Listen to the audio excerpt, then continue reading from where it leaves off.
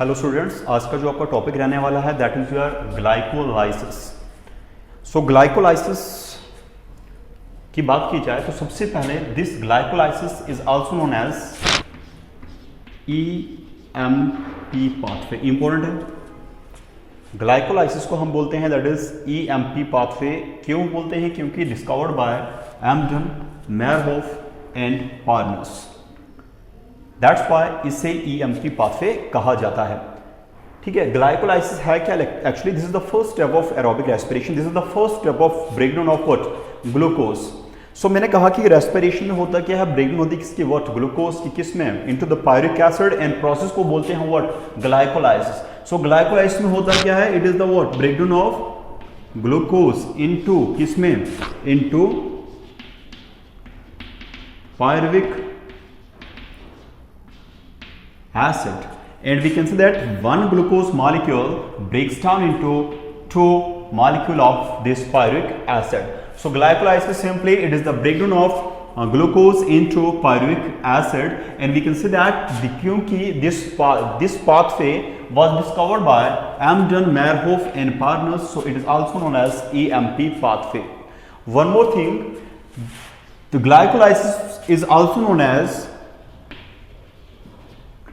इसे common pathway भी कहा जाता है। So it is also known as common pathway. Reason, क्योंकि जो ब्रेकडाउन है ग्लूकोज का into pyruvic acid, it is common, this step is common for both aerobic respiration as well as anaerobic respiration. So ये step है that is जो glycolysis का जो ये पाथवे है, ये जो प्रोसेस है, ये कॉमन होता है, मेन स्टेप है एरोबिक रेस्पिरेशन में और एनारोबिक रेस्पिरेशन में भी।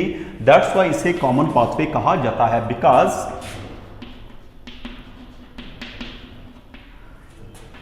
It is the initial step और phase of both aerobic and anaerobic respiration. So पहला स्टेप कॉमन रहेगा बोथ एरोबिक रेस्पिरेशन में और एनारोबिक रेस्पिरेशन में, वो आपका है ग्लाइकोलाइसिस। दैट्स व्हाई इसे कॉमन पाथवे भी कहा जाता है।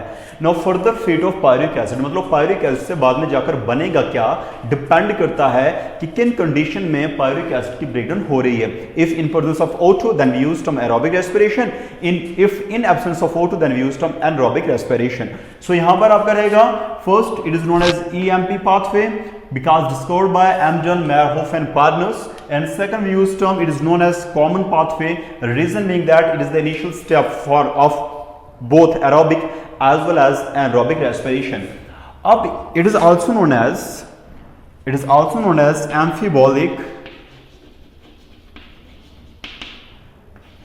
also known as the amphipatic process.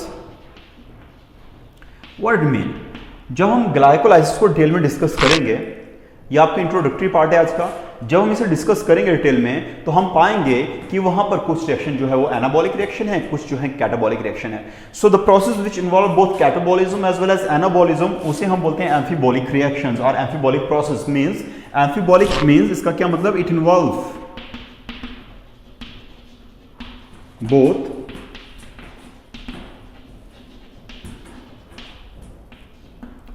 and catabolic reactions. So this is clear. EMP pathway, now it is known as what? Common pathway, and then हमने बोला it is known as amphibolic process, or it is also known as amphibolic pathway because it involves both anabolism as well as catabolism, or it involves both anabolic as well as catabolic reaction. Now this glycolysis, क्या हम site की बात करें तो site of occurrence, this aerobic respiration, this that is talk about that is glycolysis, it takes place in cytoplasm of the cell, also known as cytosol. So site क्या है इसकी? That is it occurs in the cytoplasm of the cell. One more important thing is अगर हम glycolysis की बात करें, so here O2 is not utilized. So यहां पर अगर O2 यूटिलाइज नहीं हो रहा है, so we can say that, हम कह सकते हैं कि जो आपका ग्लाइकोलाइसिस है ये इंपॉर्टेंट है। Glycolysis is an aerobic process.